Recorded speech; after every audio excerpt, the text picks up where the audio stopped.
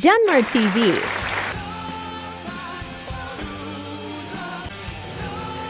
Magandang gabi po sa inyo mga kapits. Hapunan naman po tayo. Papakita ko po sa inyo yung aking hapunan ngayon. Yung ating low carb. Yan, nandyan yung apo ko. Nag-inspection din sa hapunan ko. Meron po tayong wheat bread na 3 hiwa. Meron po tayong hiniwang kamatis. Meron po tayong hiniwang pipino. At saka po boiled egg, yung nilagang itlog. Ayan lang po yung hapunan ko ngayon. 1, 2, 3, 4 na klase siya. O yan, nakasama ko yung aking apo. Gusto rin yata yung tikman. Si Mr. Hamlet. Huwag mong gagalawin na po. Yan lang yan.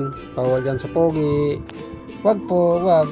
Kakainin niya ng wowo. Kain na po tayo mga kapits.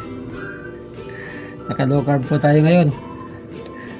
Unahin ko muna itong tomato.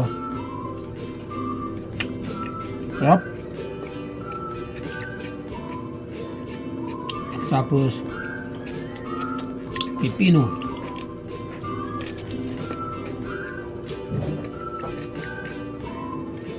Sarap. Malutong yung bandang ibabaw. Dito na tama ng ngipin ko.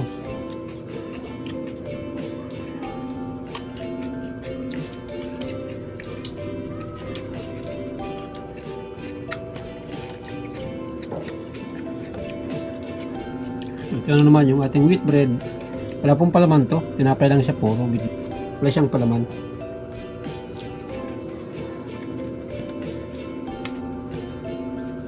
Kinakain din to ng mga yung matatasang sugar, may diabetic. Ako naman hindi ako diabetic. Hindi rin ako high blood. Wala lang, gusto ko lang. Para tawag ito. Prevention better than cure, sabi nga.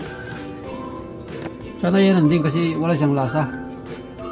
Pagka nasanay ka namin kung kumain ng ganitong tinapay, parang okay na rin. Tapos ang inumin natin, tubig lang, puro. Talagyan ko lang ng kalamansi. Paligam-gam ng tubig, katapos kong kumain. Ito lang po yung pinakain kagabi. Kuminsan gulay, okra, talong, ampalaya, tapos sigarilyas, minsan naman kasaba, kamuting baging. Medyo nag-abstain tayo sa rice kasi iniwasan natin na magkaroon ng bad cholesterol kasi medyo red flag yung ating LDL. Ngayon, ibalik na natin sa normal. Wala na tayong red flag, totally normal na lahat. Maintain na lang natin.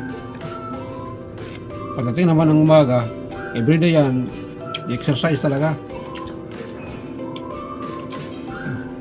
Pagkagising ko ng mga bandang alas 5 or alas 6, ligo na yan, ligo na. After maligo, bis lang, tapos umpisa na, exercise na. Minsan, naabot ako ng 1 hour pagka medyo ganado ako.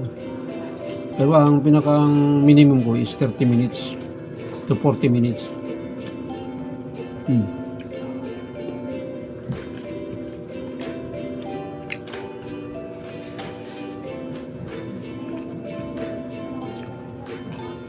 Yung pet ko rito, yung agawang aso, paborito niya yung pipino, kaya umaakit yung gusto niya yung pipino.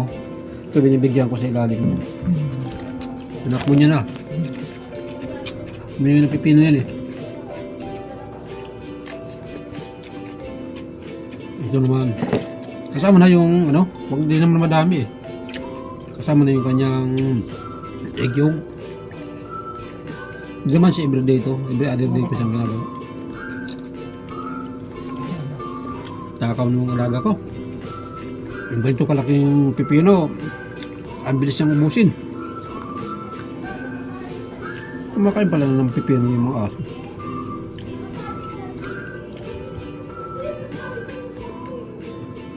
Bay, kahit carrots kumakain yun eh. Sitaw kumakain din sa yung hilaw pa. Hindi yung kapit, so nangihingi pa oh. Hindi nahiya oh. Oh. Yan po, hindi nahiya oh. Nangihingi po siya ng pipino. Ayaw tumigil. O yan. Yan to kahin ng pepino. Ang asa kong pogi.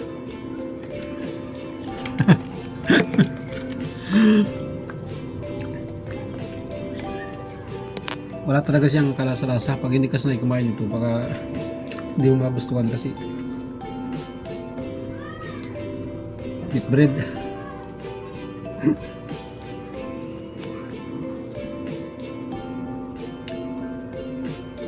Magkano ba isang balot nito? Naabot ng sandalo, no? 80? 80 plus na. 89 pala isang balot nito.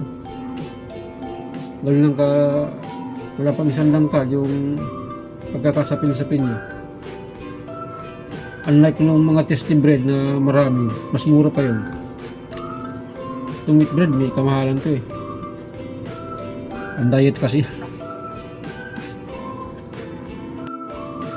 Low carb tayo mga kapis, diet.